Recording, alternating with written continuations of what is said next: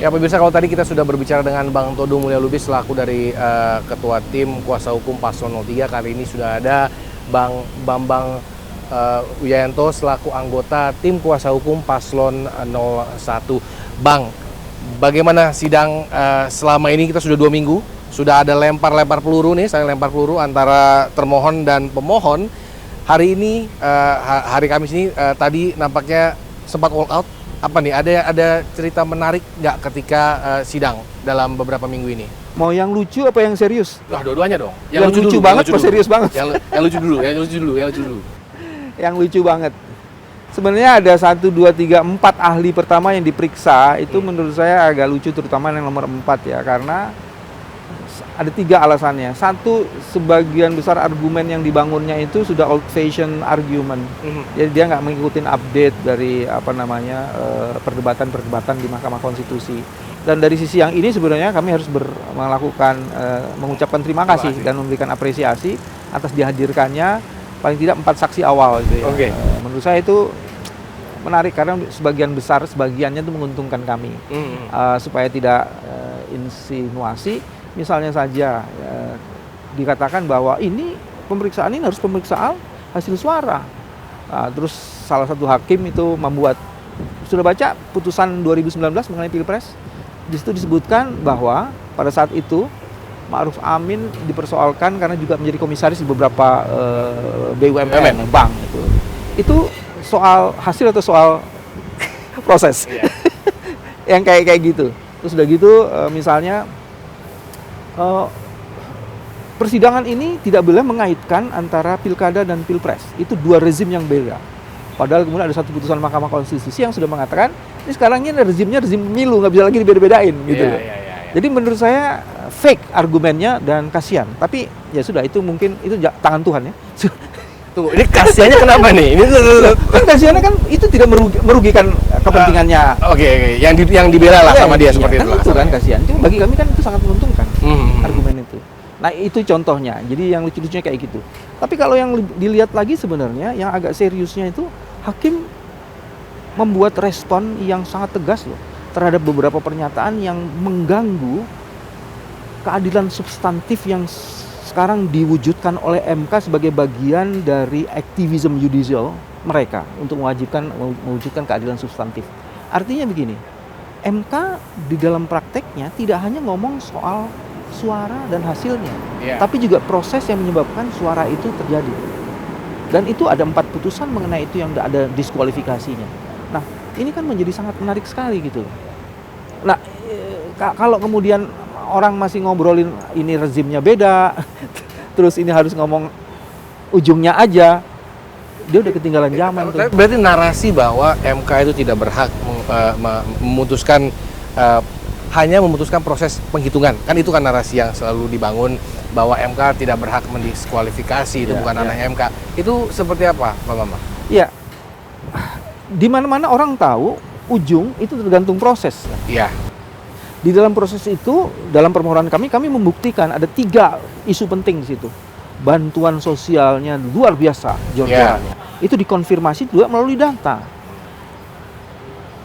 Bantuan sosial Januari 2023 dibandingkan 2024 itu jauhnya sampai 300%. Yang satu cuma 3 triliun 400%, yang satu lagi 12T. Januari loh. Padahal itu bukan COVID ya. Kalau dulu mungkin karena COVID. Dia menggunakan argumen bansos ad hoc kami menyebutnya, yaitu ada El Nino. Nah, El Nino yang paling tinggi itu 2021. Pada 2021 bansosnya tidak seperti itu. Bahkan kemudian El Nino itu kan berpengaruh pada pengadaan beras. Kebutuhan pengadaan beras itu 600.000 ton. Tapi kenapa yang diimpor 3 juta ton 500%? Itu nggak bisa dijawab. Dan sampai hari ini persidangan ini ahli dari pihak mereka tidak pernah berani mengcounter ini. Itu soal bansos. Terus kedua, soal fakta di Aceh yang selalu dipakai ini. 01 menang. Ada penjabatnya, kok bisa menang? Dia lupa. Penjabat gubernurnya dipecat. Kenapa? Karena dia tidak mau melakukan kecurangan-kecurangan dalam tanda petik. Artinya kalau tidak kecurangan, contohnya Aceh. Saya membandingkan itu dengan Jakarta. Jakarta ada penjabat. Menang 02, cuman sedikit. Kalau menangnya sedikit, kalau dia nggak pakai goodie bag yang ada Logonya, Prabowo Gibran, ya. itu mungkin 01 yang menang banyak. Ya. Saya hubungkan lagi ke Jawa Tengah. Setengah kunjungan kampanye Pak Jokowi, kami sebutkan kampanye terselubung, itu terjadi di Jawa Tengah. Dan itu terkonfirmasi, daerah-daerah basisnya PDI, itu nyungsep suara pilpresnya itu. Di Blora, di beberapa daerah, saya Ya. punya catatannya sebenarnya sih. Itu nyungsep, karena ada kunjungan Pak Jokowi sini, terus kemudian ada bansos di situ, dan ada pengerahan aparat dan aparatur di situ. Kalau tadi kan memang ahli mengatakan bahwa ke bawah itu perintah, ke atas itu strategis. Kalau nggak salah ya, bahwa itu kan juga dalil yang tadi dipertanyakan soal itu ke saksi ahli, tapi ahli mengatakan bahwa ya bukan berarti bahwa presiden yang mengatakan pemerintah itu berbicara bahwa diawasi, dia secara personal yang mengawasi. Nah, jawaban itu apakah memuaskan bagi Pak Bambang atau bagaimana sebenarnya? Menurut saya ahli tidak fair, karena dia membangun argumennya itu sangat normatif, narasinya itu normatif banget.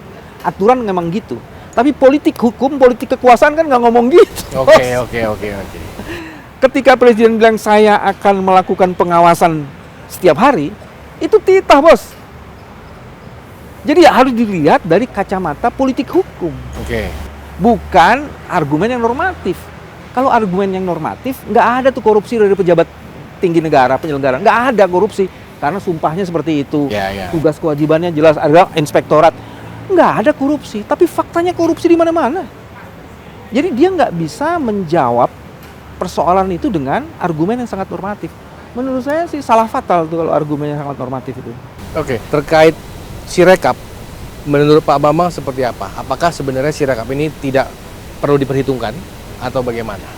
Oke, mari kita periksa ya. Ahli yang dihadirkan oleh KPU, tiga-tiganya ngomong Sirekap. Ahli yang dihadirkan sampai sekarang ini, yang dihadirkan oleh pihak terkait, nggak ada yang ngomong Sirekap. Oke, mas kita lihat. Apa itu Sirekap? Sirekap itu adalah alat bantu utama Ya. yang dulu didesain untuk mengontrol rekapitulasi manual. Ya. Jadi ini sebenarnya check and balance-nya itu di sini. Iya. Tapi ini dihancurin nih, Sirekap yang diajukan. Sirekapnya. Sehingga tidak bisa mengontrol ini. Oke. Oke, satu ya. Terus kedua, yang dihitung apa sih?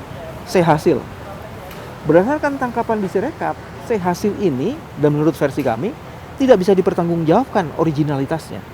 Karena metadatanya nggak ada. Oke. Terus kemarin baru diketahui metadatanya ada, tapi tidak disimpan sesuai dengan yang sesungguhnya, tapi dia simpan di image signature, kalau nggak salah seperti itu. Terus pertanyaan lanjutannya, bisa nggak diubah? Bisa. Apa yang diubah nih? Metadata itu bisa diubah. Oke. Terus bagaimana menguji originalitasnya? Terus ada kemarin pertanyaan lagi, oke, angka lo bisa selesaiin.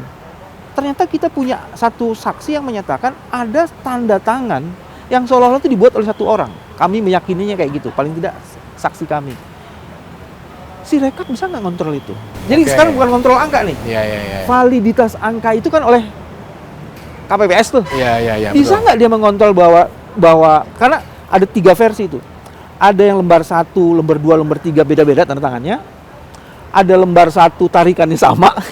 Jadi apakah yang tanda tangan itu orang yang sama atau tidak? Seperti itu kan berarti kan? Jadi soal isunya sih soal validitas. Iya. Validitas yang menyatakan memvalidasi angka ini bisa dipertanggungjawabkan. Betul.